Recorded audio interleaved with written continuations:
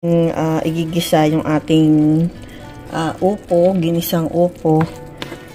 So, ayan, luto na yung ating bawang, sibuyas, kamatis, and giniling ang inilagay ko. So, ilalagay na natin yung ating upo. So, tinanggal ko guys yung yung sa gitna ng upo kasi 'di ba, yung malambot-lambot 'yon. So, ayan, puro yung mga sa gilid lang. Yun lang yung inano natin. So, ayan, takpan natin. So, ayan, lalagyan natin ng paminta. Masarap yung may paminta, di ba? Ayan, ang ating ginisang upo.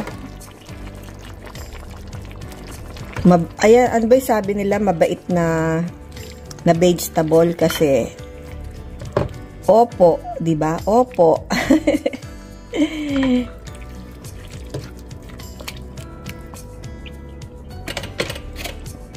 Yan, opo. Di ba? Tikman natin.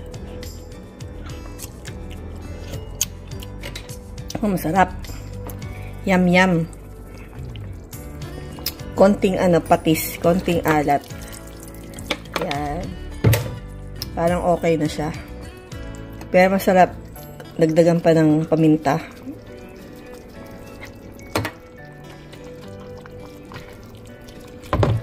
So, ayan, maluluto na guys. Anuhin ko nga kung malambot na.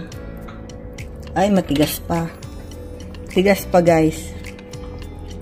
Kaya, takpan muna natin para lumambot ang ating upo.